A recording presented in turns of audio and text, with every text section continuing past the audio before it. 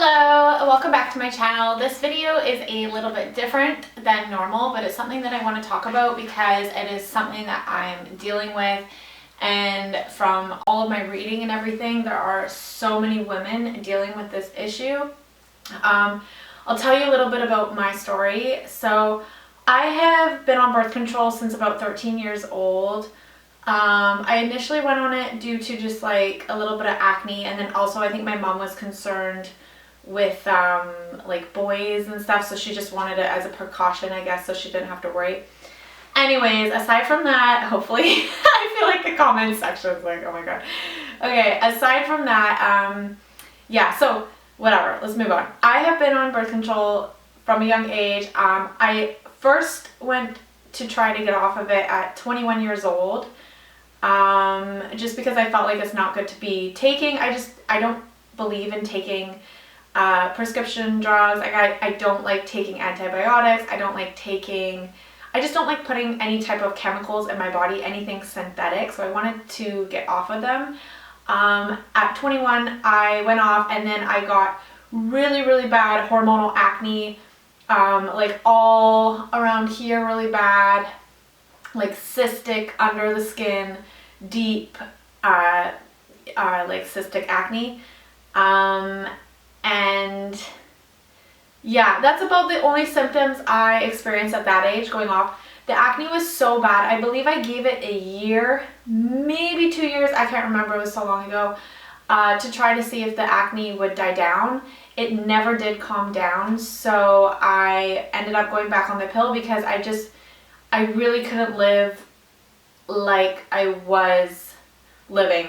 I'm hoping I can insert a photo to show you guys how bad it was. It was really bad. Like, it's just not fun when you're young, in your early 20s, and you have really embarrassing acne. I know it shouldn't be embarrassing, but the fact is that when you have it, you feel ashamed, you feel people are judging you even though it's not your fault.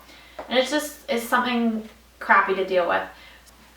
So I went back on the pill, and the next time I tried getting off of it, I think I was about 27 years old. And I stayed off of it, I think kind of like the same time, maybe maximum 2 years, maybe a year and a half. I can't remember exactly. And so the symptoms were the same. I had really bad acne, but now at that time I was also experiencing hair loss, which I didn't experience at 21 years old. And then also on top of the hair loss, I had extremely oily skin, like disgustingly oily. Like, I'd wash my face, and I'm not even kidding, in 20 minutes it would be like you just touch it and you could just see the oil, so much grease. And then also I was getting like growing a lot of facial hair, which are symptoms of like Hashimoto's disease, I think is what it's called. Hashimoto's, I don't know, don't quote me. And also this, oh my god, I almost forgot. Okay, so I was getting really bad night sweats, and actually the night sweats, I believe were even happening when I was on the pill. I could be wrong, I can't quite remember. They might have happened when I was on the pill or just right when I got off. I was having really bad night sweats, and I was taking some different things to try to combat that. Nothing was like really helping, maybe a little bit, but not much. So yeah, the night sweats were super bad, the acne, and then the hair loss, and then the facial hair growth. Oh my god, and anxiety on top of that. And I already deal with anxiety. I have anxiety all the time. And yeah, so it made it even worse, it seemed like, anyways. Okay, so I gave that up because I actually wanted to just keep fighting it, and I figured, you know what, who cares? I'm just going to go through the battle of the acne. How long can it last? Like, how long can this hair loss last for? I just want to make sure I'm recording. Am I recording? Yes. And I'll just stick it through, right? Eventually it's going to get better. My hormones are going to balance, and it will be okay. So anyways, I start having really bad cramping, and I went to the doctors, and later on, through going to the specialist, I found out that I had endometriosis. So one of the things that they recommend you do if you have endometriosis to relieve your symptoms and to actually stop it from getting worse is to go on the birth control pill. and not only just go on the pill, but never ever break to have a period. So that means like I would never stop. I would just continually take the pill every single day of my life, like never go off the pill, always be on the pill. So I never was having a period, never ovulating or anything like that. And so it has been like maybe 5 years of that, taking the pill straight. So now I am off of the pill, and I have been off since early October, I believe. So it is now mid-March, just past mid-March, so it's been a while.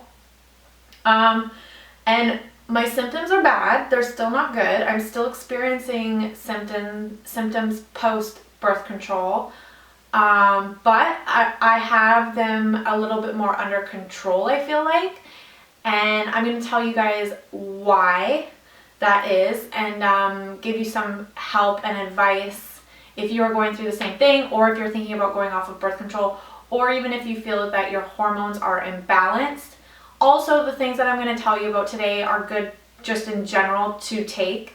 They're just all really healthy, natural supplements and stuff, so it's good anyways to learn about this information and to incorporate it into your life. Okay, what did I want to talk about? Okay, hey, let's just start off mentioning what symptoms I have right now. So I have the hair loss. I know my hair looks fine, but to be honest, I probably lost like 30% of my hair. I'm not even kidding, like from before getting off birth control. It's thinned a lot throughout here. I can just feel like underneath it's thinned a lot. I know it's hard for you guys to understand, but like I know myself. Plus I can tell because I just look down and there's always hair when I comb my hair, especially after I shower, and I'm so gentle, like I never pull. It just comes right out of the root. It is so easy to fall out, and I always have like a huge clump of hair, like so much hair falls out every time I brush my hair. It's just like insane. I'm not even joking. I probably lose this much hair every time I brush my hair or shower. And it's just, yeah, it's just slowly happening and thinning kind of throughout. The acne is there. It's not too bad, which is good. And I think it's due to what I'm doing. Also, my night sweats are non-existent. And I think when I first went off, before everything kind of started working, I was getting the night sweats, and I have combated them. They're a lot better. I actually forgot one thing, so just hang on, I'll be right back. Hi, okay, so I just want to put this clip in this video because I'm editing this video and I've had it for a long time. So I filmed this in March, but this right now today is actually July 5th. This is how bad I am with my videos. And I wanted to give you guys an update. So I'm talking about my hair loss in the video. And actually, as of right now, currently, I have not been losing my hair anymore.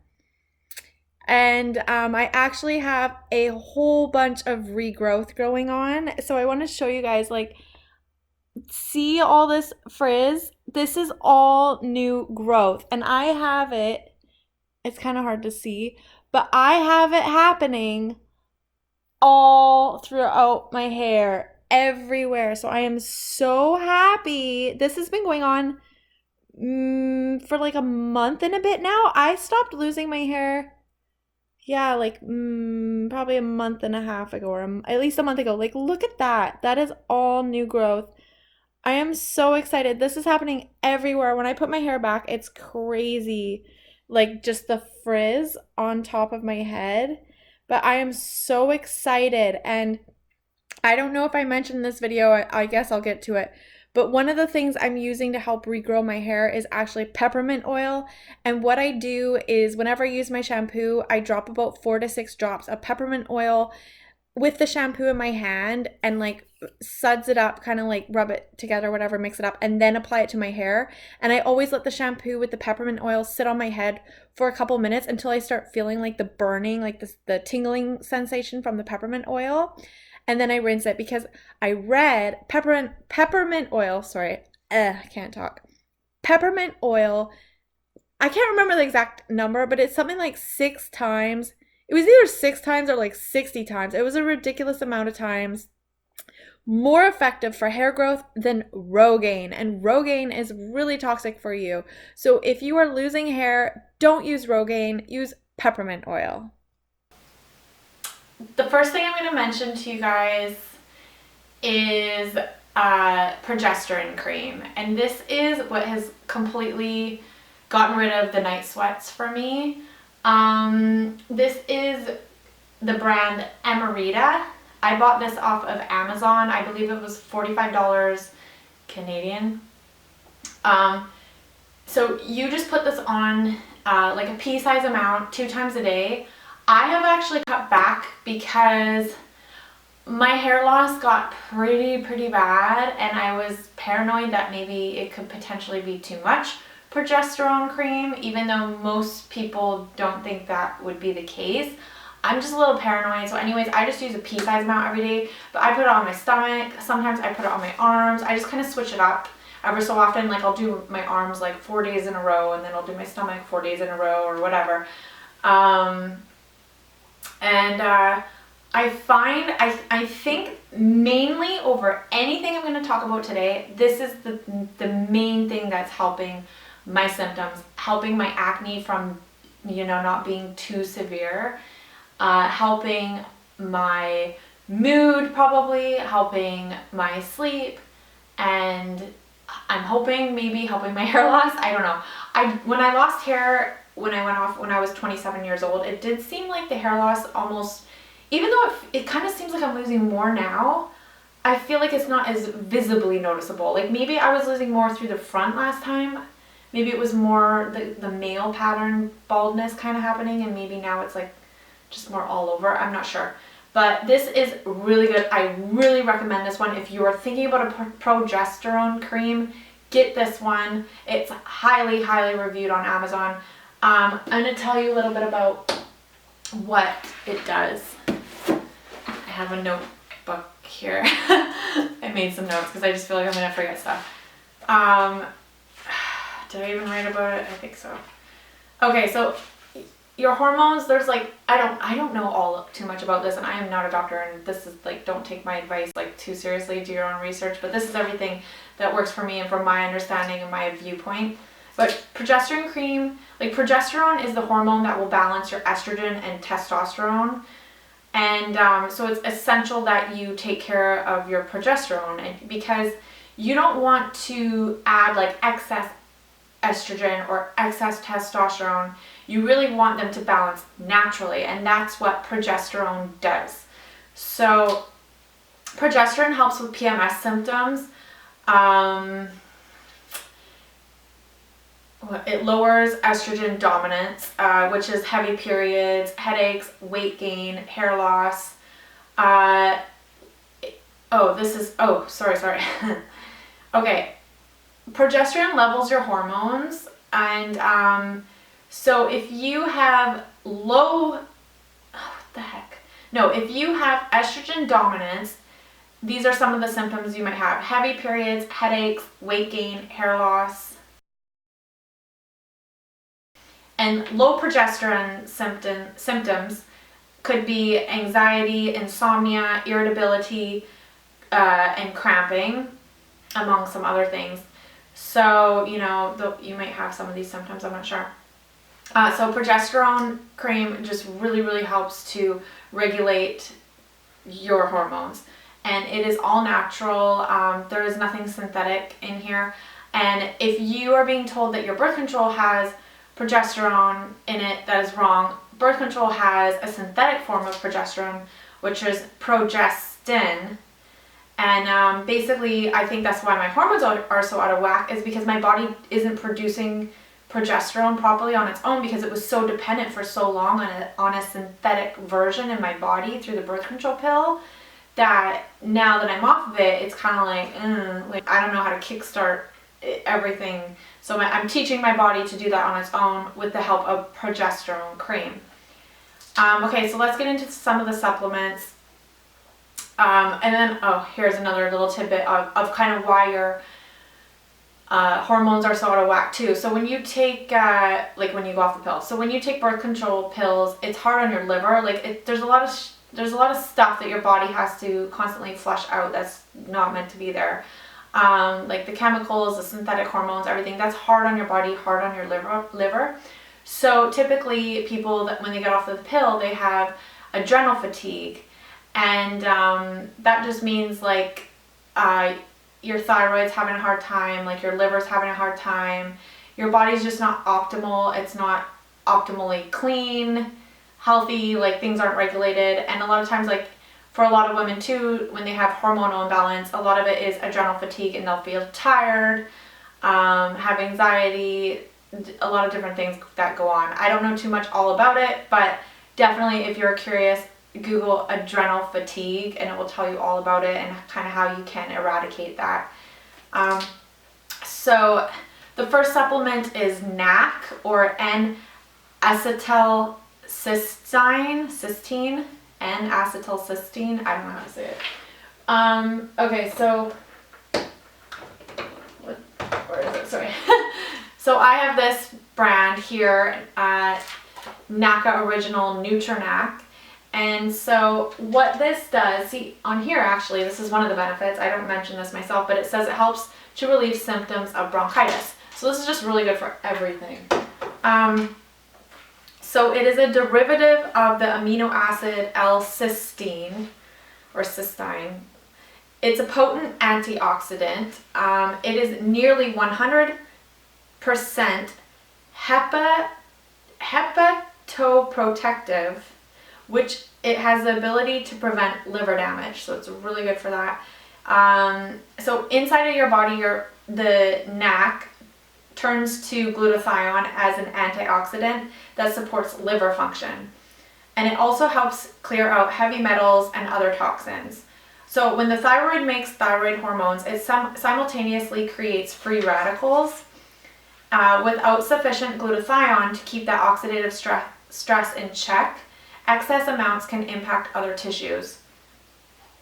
So yeah, this is just like really, really good for your liver, a really powerful antioxidant, just something really good to be taking. Definitely, like even if you don't have hormonal issues, take NAC.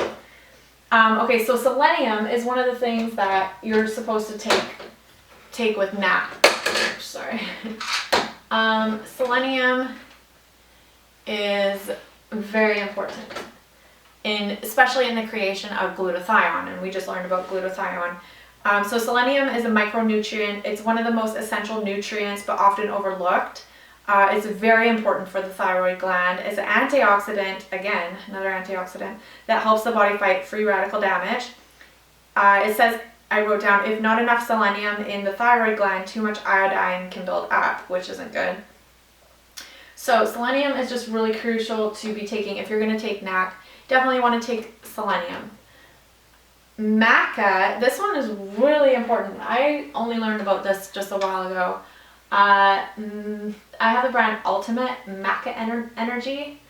It says sun-dried, organic, ethically farmed, non-GMO. On here it says recommended purpose, help support healthy mood balance during menopause, and MACA provides antioxidants. So it's crazy. These are all antioxidants, and they're all so primal in the function of your thyroid, regulating your thyroid and regulating your hormones. So it says nature's most potent balancer of reproductive hormones in men and women. It removes depression and increases memory, enhances libido, and relieves menopause symptoms. Helps to balance hormones, reduces stress, increases energy, stamina. Yeah, it's just so good. So contains rich amounts of calcium, magnesium, phosphorus, selenium, it's in there, zinc, potassium, and copper. It says it stabilizes adrenal hormones and manages cortisol and other inflammatory hormones. So cortisol is like that stress hormone. If you're really stressed out, you could be potentially producing too much cortisol, which will offset your hormones. It will throw them out of whack, and it's really helpful, especially if you have hormonal issues, to keep your stress levels down.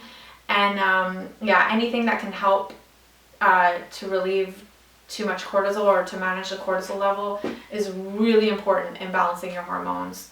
Another thing that I do is I take a lot, I don't take a lot, I make a lot of smoothies, and I make sure to always use like a lot of spinach. I think about it as like if I was to eat a big salad, how much spinach would I put on the plate, or even more than that, and I just like shove it in the blender. And then I always do a banana, I do some frozen fruit, and I add in collagen powder, which is really good for your skin. I just like to throw that in there. And then also ginger, tons of ginger, and tons of organic turmeric. Turmeric is a really vital antioxidant. It is so anti-cancerous. It is good for so many things. You definitely want to incorporate turmeric into your life. It is so important. It helps to cleanse the liver and also conquer adrenal fatigue, all this stuff. So make sure you are having lots of green vegetables. If you can start making smoothies, it's a really simple, easy way to incorporate a lot of vegetables into your diet very quickly, healthy, and tastefully. If you don't like salad, it's a lot better. Another thing that a lot of people I don't think know about is coconut oil. And so nowadays, I will just take a teaspoon and just eat a teaspoon of this. I know it sounds disgusting, but it's actually not bad. And I'm almost done this jar here. But yeah, it doesn't really smell like anything, and to be honest, it doesn't really taste like anything. You can have up to 3 teaspoons of this a day. And it's really good for your metabolism, it's good for your brain, it's good for your skin, it's good for your heart. What did I write down? It's antibacterial, which is so weird. I feel like I would never know that. Like, that's so strange. I actually had my dog's teeth cleaned here the other day. The lady came and it was anesthesia free, and she was telling me, she's like, oh, just brush your dog's teeth with coconut oil because it's antibacterial, it's really good. And I know that you can use it for a mouthwash too. I haven't done that yet, but it's supposed to be really good. So it's antiviral. It will balance your blood sugar. It is detoxifying, and it helps to heal the thyroid. So it's a good fat, which means it contains medium chain triglycerides. So lots of fatty acids, which are hormone warriors. So any fat that is a medium chain triglyceride, you can just like pretty much eat as much of that as you want. Like, you might get like a little sick, but you know, it's good for you. You're not going to get fat. It's not fat that's going to make you fat. That's not the way it works, actually.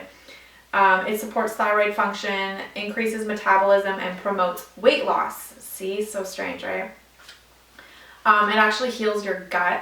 It encourages healthy gut bacteria.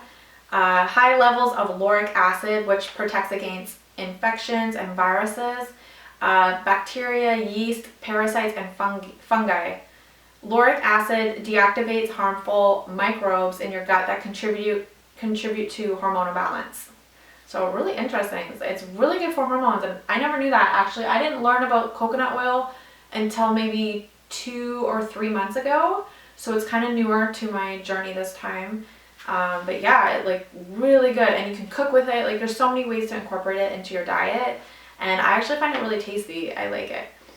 Another thing that I take is magnesium, and this is magnesium bisglycinate. Bisglycinate, is that how you say it? This is the brand NACA, same brand as the Nutranac. And so what does it say on here actually? So it says on the bottle, helps to maintain proper muscle function, helps in the development and maintenance of bones and teeth, helps tissue formation in the body, metabolize carbohydrates, fats, and proteins, and factor in the maintenance of good health. I wrote down that magnesium helps to regulate cortisol, and it does that by keeping you calm. I always think of magnesium as the calming vitamin. It's something good to take before you go to sleep because it really helps to calm you down. I think it's also good to take before, if you have a social event and you get anxious, take some magnesium. It's really helpful to calm you down. Don't take too much because it can actually work as a laxative. So definitely, if you do want to start taking like 2 a day or however many you want to take, Sometimes I take 2 of these a day, and this is 200 milligrams. But yeah, go slow because, you know, especially if you take 2 at once, that might affect your belly and you don't want to be out, you know, having some issues. It also helps to lower your blood sugar, controlling insulin, which is really important for PCOS. So that's polycystic ovarian syndrome, which sometimes I have wondered if I have, because I do have a lot of the symptoms that PCOS brings along with it. I'm not sure though. And weight loss, so it controls weight loss, controls inflammation in your body, helps with sleep, like I mentioned. It's just absolutely crucial for hormone health. And I would say the main reason is because of the fact that it's controlling your cortisol levels, so you're not producing so much cortisol, which really just like throws your hormones like all over the place. Ew, what is this? Oh, continued with magnesium. So involved in making a progesterone. Involved in making a progesterone, estrogen, and testosterone, shown to reduce hot flashes by 50%. That's actually something I learned today when I was researching before this video. I didn't know that.